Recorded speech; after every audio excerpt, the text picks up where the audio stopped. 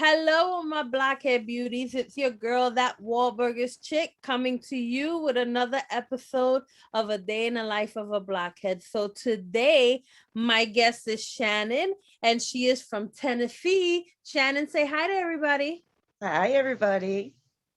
So I'm going to ask you like I do every other person, okay? Tell us about when you first fell in love with New Kids on the Block and how old were you? I was 12 years old, and it was a little different than for me than most people because I'm from Detroit. So we got to listen to the newer music before Hanging Tough. So I actually fell in Didn't I Blow Your Mind and Popsicle. So I loved before they actually had the New Kids name labeled to them. I actually liked Nanook. Mm. So I literally fell in love with Jordan's voice and Joey's voice and just Danny and Donnie and John's lyrics. And it got me there. And then when Hanging Tough came out, it just exploded from there. That was it. It was done. They were my favorite group. I had just every song memorized. I'd sing it through the halls of school. I'd sing it all the time.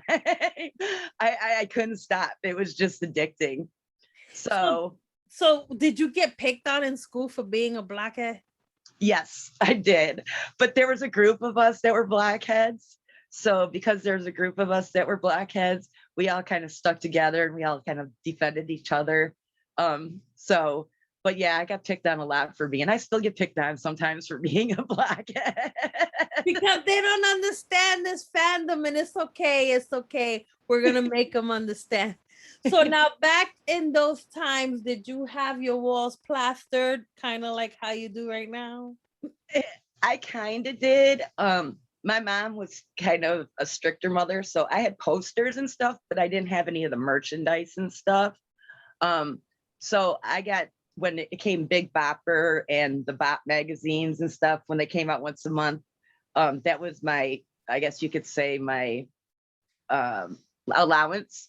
I got to go up to Arbor Drugstore at the end of the street, and I got to buy once a month the Big Bopper and the Bop and the Tiger Beat, I think it was. Mm-hmm. And I got to get the little posters out and stuff like that. And she'd let me do certain, as long as it looked neat, I could do the posters in my wall. So I had them plastered all over. How hard was it though to like have to pick if you went once a month? Because that was kind of the same with me, right? And I had to, okay, here's Teen Bob and Bob, and all right, let me look through them, see which posters I like better. Like, did you have to do that? I did, and then I would look at like the articles, and I'd be like, okay, I've read about John. Let's see, let's read about Joey this time, or let's read about Danny this time, or let's read about. Um, it was just depending on who it was at the time. It would change for Mhm. each one of them, so it just depended.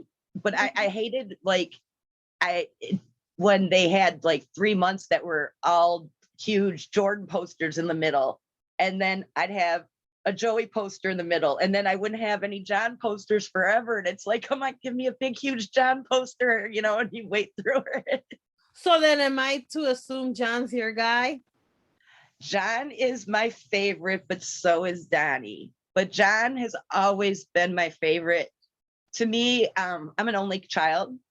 So John has always looked like that best friend that you want to hug and hold and would just be the most awesome best friend to have. And over the years, like especially now the Walmart raids, I would so go on a Walmart raid with him even back then and jump in the balls and just have him push me in the cart and everything. I mean, he just looks like he'd be the biggest fun brother to ever have, I you know, know? I And know. so it's like, I don't know what it was about him, but he just, my attention got to him. Like he just looked like the calmest, nicest person that you could be with. Yeah, yeah. Oh my God, that's amazing. So then, did you also? So did you get to write all over your clothes and bedazzle stuff? Yes. And we actually, back then we had, I don't know if you remember skids. Mm-hmm. And Oh my God. so, yes. So we used to have IOU and skids, and we used to sit there and I'd come home and we'd be yelled at all the time. I can't get that out. because we didn't have OxyClean or anything back then. So they'd be like, my grandma, thank God she used to make lard soap, original lard soap. So my mom would soak my clothes in lard soap. And she'd be like, if I can't get this out, I'm not buying you anything new. Oh my God. And you were probably like, well, that's okay, because I want to support my guys, right? Yes. And my shoes were totally covered because I had Converse of all different colors. So my shoes were totally covered with their names and everything. And actually still someplace have a book, photo book, that inside the whole photo book it says, I love Joey, I love John, I love Jordan. And then, so did you like get up on Saturdays to watch the cartoons and stuff like that? Yes, I got up and I actually had them all taped on VHS tape. Like I had them all taped. And the only thing I did own merchandise wise is I owned Hanging Tough and Step by Step on VHS. And my mom got so sick of watching and listening to them. She's, no more. I can't stand it. I'm like, I was just in the, how can you say it?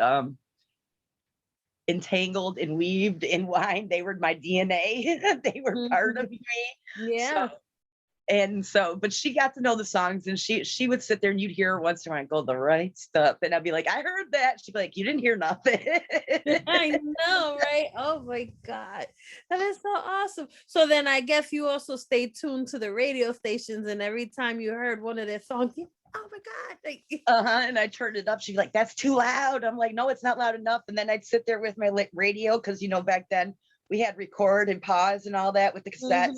So I'd sit there, wait for their song, and all of a sudden I'd hit record and to sit there and record the song, because even though I had it on my tape, I wanted another tape with it. So I'd make my mixtapes back then, record, repause. Didn't you hate when the DJ was talking? I got everything. And didn't you hate when the DJ was talking? Actually, no, because our DJs in Michigan were actually really cool. So they give us like a story about them and stuff, or they introduce them. Like our DJs are a little different up there back then. So they'd give us stories and stuff. So it'd be like really cool the way they introduce them and stuff. So it was really neat, So yeah. I have lots of memories, but I don't have the cassettes anymore. I wish I did, but I kind of wore them out a little bit.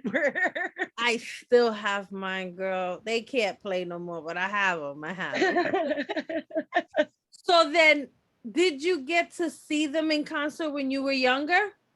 One time I got to see them, and that was in 1989 when they first came out with Hangin' Tough.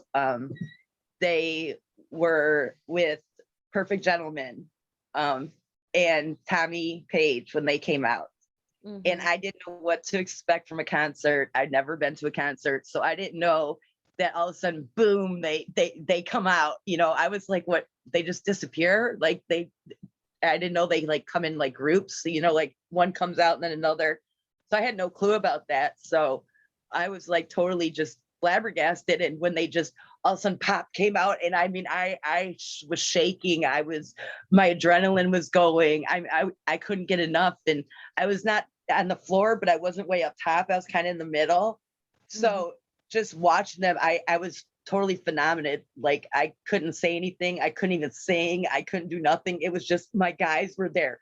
I had my guys. That's all I had, and that's all I wanted was my guys. Oh my God! Did you cry? Oh, I cried. I mean, I couldn't even scream. At all. I couldn't do nothing. I was just totally flabbergasted. Like I said, I was like, oh my God, I finally got them. So, but did you get to enjoy the concert? Like, did you try to grab them or run to the stage? No, I didn't, because our concerts, our stadiums were like this. So if I was two, I would have gone rolling down, and I probably would have rolled into them. And yeah, that would have been a good thing. So I probably would have gotten hurt on purpose. Like, help me, Daddy. Like, yeah, I didn't want an ambulance taking me away from the concert, though. I was enjoying the concert a little too much. Yeah, no, I get it. Oh my goodness. So then, all right. So you got to see them when you was younger, which is going to be a different experience from seeing them as an adult, and we'll get to that. So in 94, the guys broke up. Where were you when you heard that? And how did that affect you? In 94, when they broke up, I was a junior in school, and it upset me. It hurt me really bad. because they were the epiphany of family to me. They were the epiphany of perfect friendships and everything. I mean, even though they had all their work they did together and everything they did together, their friendship and their bond was just something you've never seen mostly in groups. Mhm. So when they broke up, I was devastated, but in the same token, I was like, this ain't the end of them. They're too much of a group. They're too friendly to each other. They're too bonded. They're too much family orientated. There's bound for some time for them to come back. And I hoped and wished and just kept thinking, and like Donnie says, believe. And I just kept believing and believing and believing and hoping they come back, and that the differences be. But I listened to Jordan and I listened to Danny and Joey do their single stuff and everything. And Well, we'll get to that. But before that, did you think that they would get back together? Because there was a little show that was trying to get them back together and it didn't happen. And they were trying to do it for one night only. I didn't think they were going to get somebody, they were going to be made back to get together. I figured sooner or later they were going to get back together on their own. Mm-hmm. Just that family would come around, and that, like I said, that was the epiphany of, like, I guess you would say, the Huxtable family for I mean, fans. And so for them to come around, that something would bring them back together, and we would have our guys back together, and we'd have our brothers back, and I'd get to see the five of them again, and see the smiles and everything that they give to us and everything. So Yeah. And so 99, Jordan and Joey, Danny, they released solo albums. Tell us about that. Where were you when you heard it? What's your favorite? um I kind of like, I listen to all of them, but I really don't have a favorite, if that makes sense. Like, I love that Jordan's falsettos and the way he sings. I love Joey and just the high notes that Joey can get, and like excuse me, the pitches and how he kind of sounds like Michael Jackson, like in the younger version. He still does to a point, and those blue eyes, and then Danny has such meaning in his songs. He puts so much of himself into his songs. Mm-hmm. And it's, to me, it's not always the song. Sometimes it's the melody of a song. Sometimes it's the words of a song. Sometimes it's, where the places you were when you heard a song. So new kids have so many memories of different places. So Jordan, I got to listen to a lot when I went to Canada, because at 19 we got to go across the border and drink when we were in Michigan, because it was legal in Canada. So they used to play Jordan a lot in Canada. So Canada loved Jordan. So a lot of Jordan I listened to in Canada. Joey was my heartbreak. So every time I was down and out, I would listen to Joey, and he was my little, I'm having a bad moment, kind of, and he just listening to his voice would cheer me up. And then, like I said, Danny was my heartstrings. So when I needed some kind of word or meaning, or listening for something I just needed to say, then I would bring out a Danny. So And see, that was gonna be my next question. Like, sometimes we go through like trials and tribulations in our life, whether, because at that time we're getting older, we're having kids, we're getting married, right? So you don't know, maybe you went through a divorce, maybe something happened, or you had a baby and it was a joyous occasion. Was there something like that for you that they helped you with? They helped me through lots of things. I've had a lot of tragedies through my life. I try not to talk about a lot of them, because they are very devastating. But they helped me just pick up a lot of pieces when I was down and out. And through the years, just, it depends on where I was and what I was and what I would listen to, and just how they would pull me out of things. And I learned once that you can't, when you hit rock bottom, you can't go any farther down. There's nothing farther than bottom. The only way you can go is up. And so it was their hands that I seen grabbing me and pulling me back up again one by one. So it was one song, and then it'd be another song, and then it'd be another song. And one by one, the guys' hands were coming out to me like this, and each one of them was grabbing me and pulling me back up from the bottom.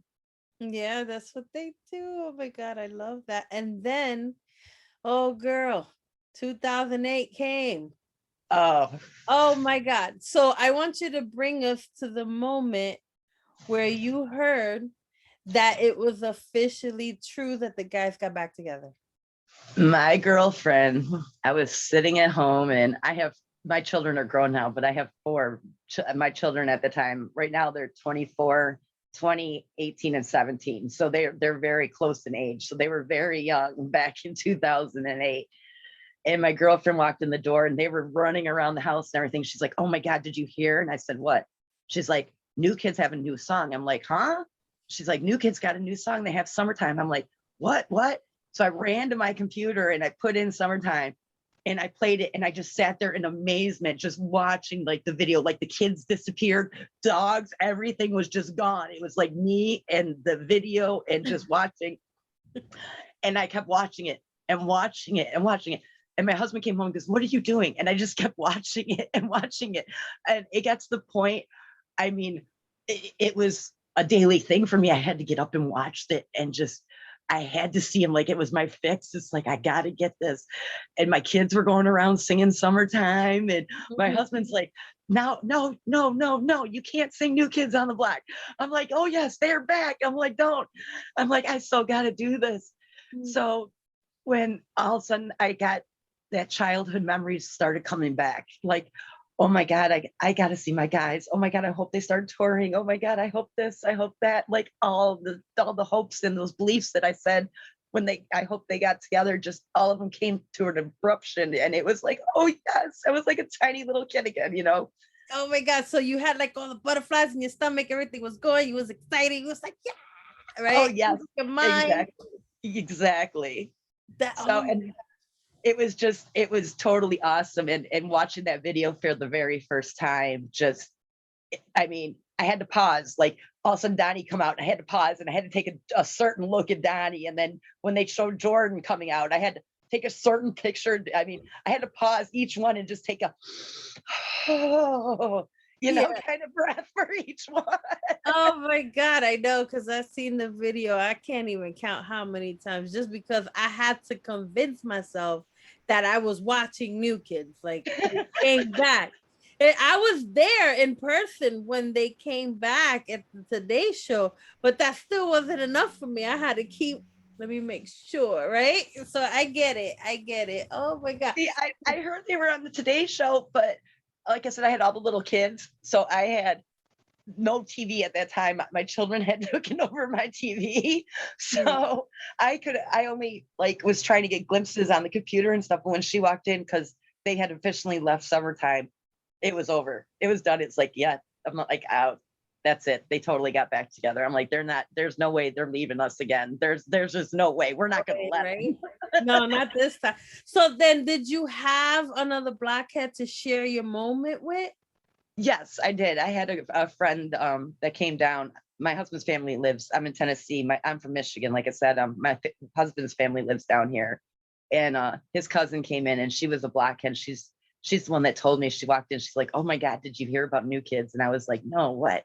And so she sat there right with me, just watching. I mean, she'd come in and she'd be like, "You're still watching the video?" I'm like, "Still, I started it over again. What are you talking about?" And so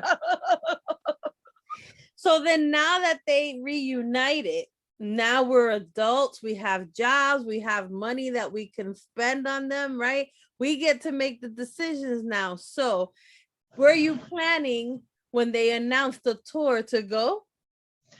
yes, I did. They weren't actually scheduled in 2008 when they came back to be in Nashville. So they were scheduled to be in St. Louis, Missouri. So we drove all the way to Missouri to see them. And then they turned around and they ended up coming to Nashville. And I had a little heads up on how the stage was set up and how they had the back little stage and that goes around. So when I got my tickets, I was like, I'm getting that backstage. So I made sure to get the tickets by that backstage. So I knew I had them just that close because I never did, like I said, when I was a kid. So I had them that close just for that one moment in time. I was like, yes, they're right there. I'm going to have them right in front of me. Oh my. So it was a little heads up for me, but that was like the most exciting thing. It was just having them right in front of me. And that's when they lit the piano on fire.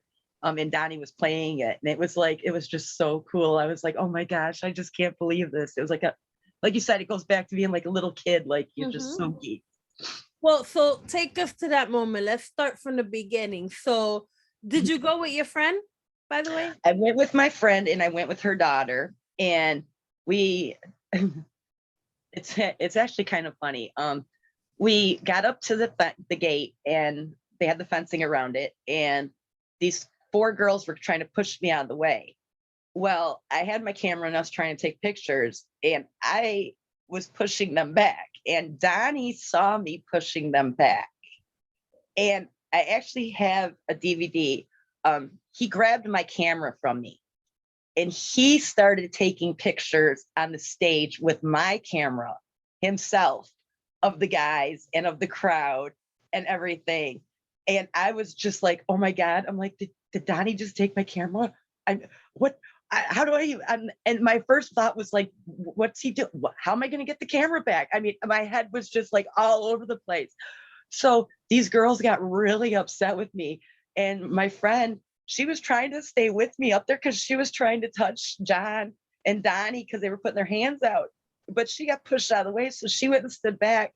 So when I came back, everybody started grabbing me like, oh my God, Donnie touched you, Donnie touched you. And they all started smelling my hand, and they're like, oh, it smells like patchouli. Oh, it smells like patchouli. They're like, and I was like, okay. I'm like, but how do I get my camera back? I'm like, I love those pictures. Oh my God.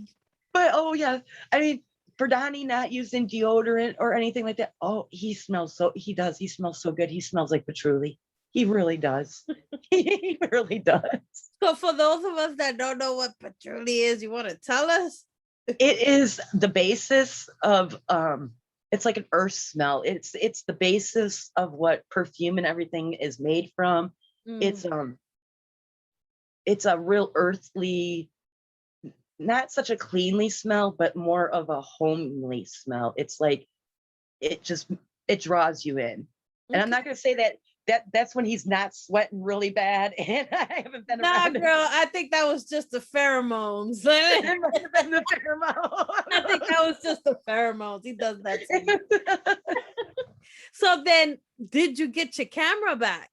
Yes, and it took me 45 minutes, and I found it at security, and I had to prove to them it was my camera. And I'm like, well, if you just go on and just go back a couple. And so I finally proved it, and the pictures that Donnie took were just awesome. And so I ended up putting them on DVD, and I have the DVD put up somewhere so that doesn't get ruined or anything like that. But he took the most awesome pictures, and I got pictures of the crowd, and which is just a phenomenon. I got to see what they see looking out, and it's just awesome what they get to see. And I mean, I would do the exact same thing if I were them.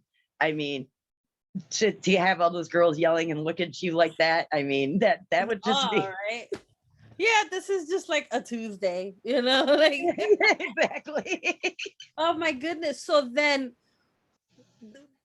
aside from the girls that were kind of pushy, because that happens, have you met other blockheads and like actually build some kind of relationship and stuff with them? Because that's kind of what we do as well. Well, in the beginning, I think in 2008, when they came back, there was a lot of people that were just trying to get close to them. So there was a lot of pushiness and just a lot of everybody trying to get to their men, especially because a lot of people didn't get to them. But through the years, after, that settled down and they did more concerts, we have grown to love so many people. And there are so many blockheads that have huge hearts. Mhm. And we have met them. I mean, you can't go to a New Kids concert and not have everybody around you just be your friend and your family. I mean, you meet people around you, and you just start talking, and I mean, you're just like family. Yeah. It's just I mean, Blackheads just have the hugest hearts, and I've grown to know so many Blackheads over the years, and I've grown so many relationships. It's not even funny. It's just it's beautiful to have those relationships. And some of them, I've even met some. One of the girls was spilling beer over on top of me at one of the concerts. She spilled like 6 beers on me, Oh and she my kept God. apologizing for me. And I mean, I smelled like I was an alcoholic that day. And I kept, I'm like, told her, I'm like, it's okay, okay. And we have been friends ever since then. And that was like way back. And we still talk to this day, you know, and I've just made so many good friendships throughout the whole entire years. So elaborate on that a little more. Like, so tell us, for those that have probably never been to a concert, tell us the beginning process. Like, what is your, let me see what I want to ask. So what is your ritual? Some of us have a ritual that we do before to get ready. We get the buttons, the shirt, whatever. And then we go, and then we're surrounded by blockheads. Continue from there. Well, we're surrounded by Blackheads, and then you start hearing, like, you don't mean to eavesdrop, but you start hearing certain people. Everybody does it. You can't say they don't, but everybody starts to hear, oh, somebody talking about Jordan over here, or somebody talking about John over here, and that, and they'll be like, well, I got this picture, or I got this, and they start reminiscing, and then all of a sudden you're like, well, you know, I got something, you know, and then you start telling your story to them, and then all of a sudden it's just everybody around you starts telling stories, and everybody starts reminiscing and everything, and then you just you sit there and talk about what happened, or where you were, or if you met them, or were on the cruise, or, and it's not that you get jealous of anybody or anything. It's just a happy moment. Like, you are just so geeked for everybody. You're like, oh my God, I can't believe you met Joey. That is like the coolest thing. Or you met Jordan. Oh my gosh. I mean, that's just so awesome. And it's not something I mean, you get zealous of or anything. You are just at your prime peak. Your heart is ready to burst at a concert. You are just so anxiety and just so happy, and just you can't believe what's going to happen. And when it happens, you just you can't believe it actually just happened. And when it's done, you are looking like, did that just all really just go on in front of me? Mhm. And I then the know. friendships that come around, you keep forever, because once you're a blockhead, you're always a blockhead. So, and they love to, you see them at different concerts, you see them in different places. Um, You get used and to the same faces, right? you say the same faces and stuff, and it'll be like, I remember you, I remember you. And, you know, so, and it sticks. So, Then the lights go off, and then we all lose our mind, and we forget that we're mothers or wives, and we're just like, yeah, and then they tell us they're going to bring us to Jordan's bedroom, and all of that, and we're like, yeah, we forget. yes. So tell us, so how many concerts have you been to since then? In all, I've been to 18 concerts. 18. That's wow. Okay, so then tell us about your favorite one, and who did you meet, if you met anyone? I've had 3 encounters with, well, 4 encounters with Donnie besides the camera.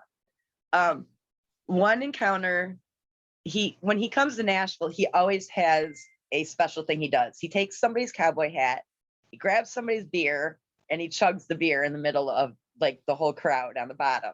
So Yes. I knew this, and my girlfriend was with me, and she's so shy, and she loves Donnie.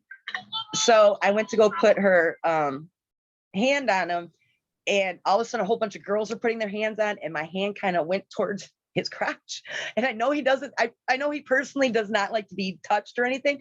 So I was trying to hold my hand out with all these hands pushing on me, and he's seen me doing it, and he was like, he told me thank you, and he got the beer, and I guess must have been a warm beer or something, and he spit it out throughout the whole crowd. But everybody didn't get mad. Everybody was like, Donnie just spit on me. Like, everybody was happy about the beer. I mean, they didn't even care. And so I mean, it was really awesome. And then I was like, oh my gosh, she finally touched him. She was bright red. And that was a pretty cool concert. And then we got to see Backstreet Boys, and that was a good concert. And I thought that was going to be my favorite, but then we got to see Mixed Tape Tour, and I didn't think where I got my tickets. I've been all over the place. I've seen them with everybody. I've been at the very top. I've been at the very bottom. I've been everywhere. I've just never really gotten close. And at the mixtape tour, they all jumped right in front of me. I mean, to the point I just right where I could touch them. And I was just flabbergasted, and I was with my girlfriend Danielle, and she was doing live, and she's a Jordan girl, and Jordan popped up and she kept hitting me, Jordan, Jordan, Jordan.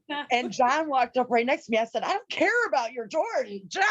And I turned around real quick, and then Joey popped up, and then I didn't even realize it was Danny. And I look, and all of a sudden Danny's in front of us with all these streamers all over him and everything. Oh my God. I'm like, and Donnie didn't get close to us at all. And I was like, oh. So then we went to Washington, D.C., and Donnie come right up to us in Washington, D.C. And you know, when you say something out loud, you don't mean to really say it where somebody can hear it. Well, Donnie touched me, and I was like, oh my gosh, Donnie touched me. He's not even my favorite. And he kind of heard me, and he looked at me, and he went, I was like, did I really say it that loud? Oh my God. I'm like, this man like hate me when he sees me. I'm like, oh my gosh, I keep doing all this stuff for him. I'm like, this is horrible. I'm like, oh my God, no. so I'm like, Donnie, we do love you though. We really do love you. We just hate getting in the predicaments we get. Oh, because you know what it is? It's the nerves. It's the nerves. And we start to act funny when we can't control the nerves. But the mixtape tour was awesome. They got into the crowd, and they were so much involved and all over the place with everybody. And it was awesome. And the way people were just taking them and helping them climb up the stairs and climb up the chairs, and just helping them put hands out and everything so everybody could get to them and everything. It was such a loving tour. It was awesome. It was just a totally awesome tour. So you had your encounters with the guys. That's amazing. And so when that concert was over, depending on where you're from, you either go to Wahlburgers or Waffle House to see if Donnie's gonna be there. Did you girls do that? No, we don't do that. We ended up driving, because we drive hours and hours. And I mean, I have driven from here to Washington, D.C. to North Carolina and everything. So I try to drive back, and I know that there's going to be a ton of people trying to get into Wahlburgers and a ton of people trying to get into. So I wait until there's like a new Wahlburgers opening or something like St. Charles did or that. And I'll wait until that happens, and I'll run up there, for the groundbreaking or the new Wahlburgers opening or something, and hope that Donnie's there or something. I mean, I've never met any of them, but that's okay. I'm okay with that. I got them right in front of my face, and I've got some really good pictures of them. So. You sure did, girl. Oh my goodness. So then did you meet any one of their family or anything like that? I have met Danny's dad, who is in Washington, and he is the sweetest man you could ever meet. Yeah, I met him too. Yeah. Just a down to earth all around. We sat out beside the stadium for 45 minutes talking about the buses and how Donnie brings his bus actually inside the arenas because people go around his bus so much. But the other guys, their buses, they park outside. And so he was talking about how Danny brings his family on the bus and how sometimes Jordan does. And just, I mean, he just was just down to earth. And at first, I really didn't realize it was Danny's dad. He just stuck up the conversation. Everybody's like, that's Danny's dad. I'm like, and by the time I knew, I was shaking. I was totally shaking. I was more impressed meeting Danny's dad than I would be Danny. It was like, oh my God, I'm meeting one of the parents. I mean, I felt like I was at a parent teacher conference for one of my kids. It was like, oh my God. I'm like, I can't. And I was like, so when it came to it, I was like, can I have a picture? He's like, yeah. So I went to take a picture and my hand was like going like this so bad. I was shaking so bad. He's like, honey, just calm down. It's all right. It's all good. He was trying to calm me down. It was like so nice. He was just the sweetest thing.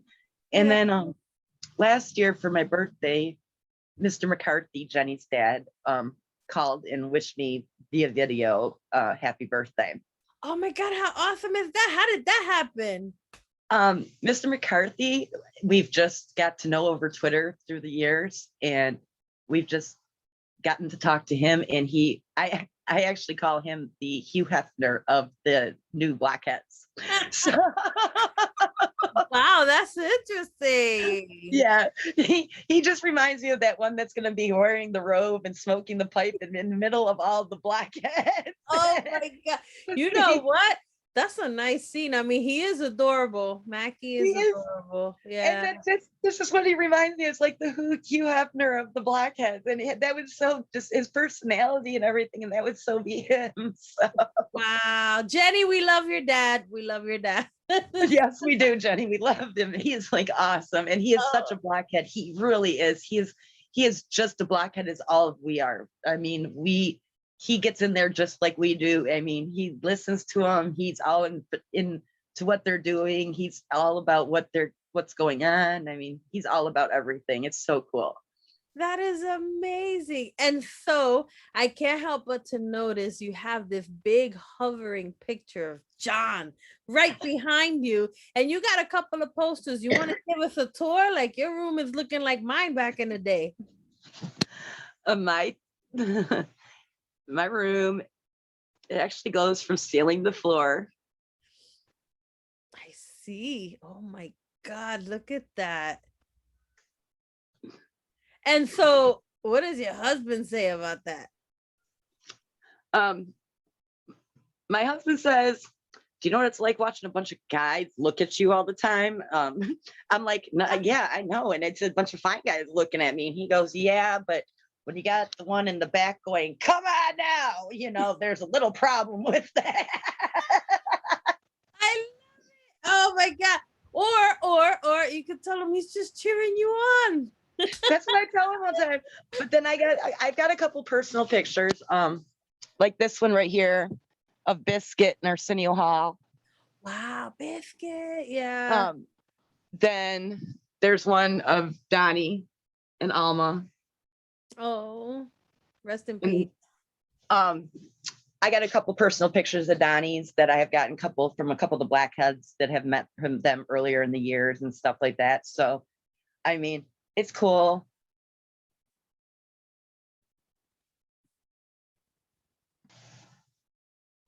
So you are such a fan that you went and you created a group called NKOTB Bandits. You want to tell us about that? Yes.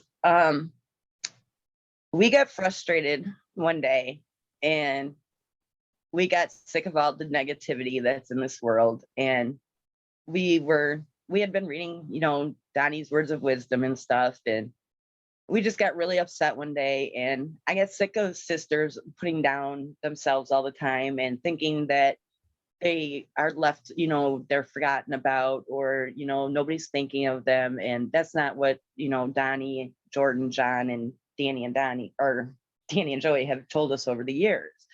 They've always told us we're family, and they've shown it in so many ways.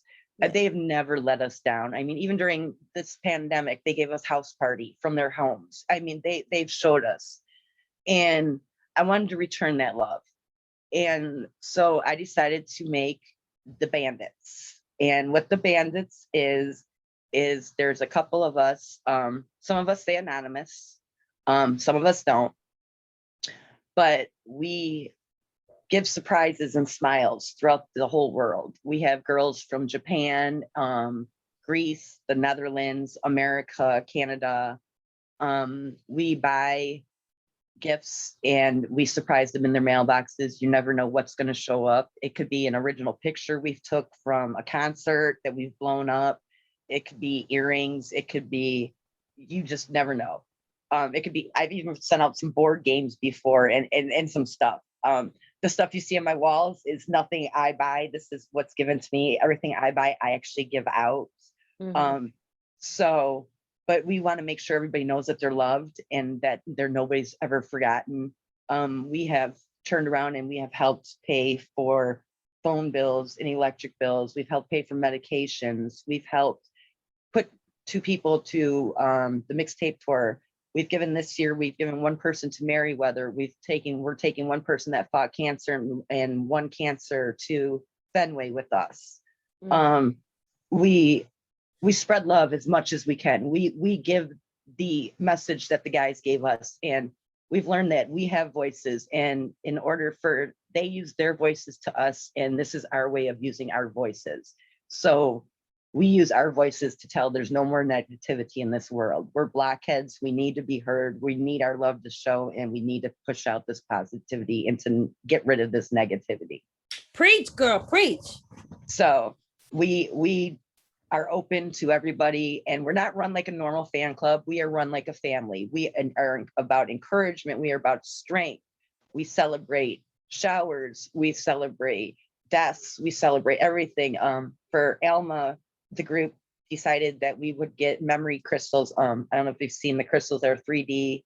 We got 3D crystals for each one of the Wahlberg members. A picture of them and Alma that we made special for each one of them. We do not bug the guys. I've never met the guys, but we do not bug the guys except for once a year. We do give them a birthday gift once a year, and we make sure it gets to them. And then other than that, we just spread the meaning of love and everything good and possible in this world that we can get rid of, and just try to stop all this hatred. There's just too much of it. Yeah, there really is. And I'm with that, girl. I love that. Try to spread that love. Just like you said, spread love and love will spread. Our captain. Exactly. Captain. Yeah, Captain Donnie Wahlberg. I know. Oh my God, but that's so amazing. You keep up the good work. Forget about all the negativity. Get rid of that toxic, because that's what I do. I don't listen to none of that. I'm like, you can try to hate all you want. I know how to love, and I'm going to keep spreading it. It's part of the reason why I do this show, right? Is because I wanted the world to know, one, how awesome the guys are. Two, I know they think we're crazy, and we probably are to a certain extent, but it's because of the love that we have for these 5 guys from Boston that we are able to do what we do. And because of them, we have families that we would have never otherwise have had. We would have never met most of the people that we know. And it's worldwide. That's the crazy thing. It's worldwide. They don't know. They're not ready for us, you know. and a lot of people don't understand the love that they've shown to us over the years. Even just, I mean, their music, the saying. And when you come on the Bandit page, it tells you the reason I named it Bandits is because when they come into the rock world in '89, they were like bandits. They stole our hearts, and they took them away, and they've never given them back. They stole them, and they took them, and like a bandit, they ran away with them, and they've never given it back to us. So that is why we are bandits, because our hearts have been stolen by the new kids, and we have never gotten them back. So that is why we named them the Bandits. But we make sure we take the love of John and the adventures of Joey and the wisdom of Donnie and the style of Jordan and the politeness of Danny, and we make sure it gets threaded into our family on the page. Nice.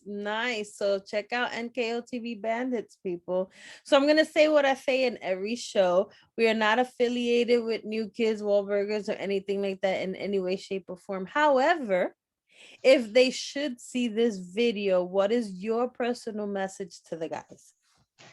Guys, I haven't ever met you. I might never meet you, but I love passing on what you have given us, and I will pass it on as long as I can and as much as I can in every way that I can. Oh my God. Thank you for being on the show and sharing your story. I love it. I love every moment of it. You're going to Fenway. So since you're going to Fenway, I'm going to be there. We could meet up. We could do something else. Like, just spread that love. Let's just spread some more love. We're going to. Yes, definitely. So you guys already know, if you want to be on the show, hit up your girl, that Wahlburgers chick, for NK Airplay Radio, and just come on the show and tell your story. Everyone has a story, okay?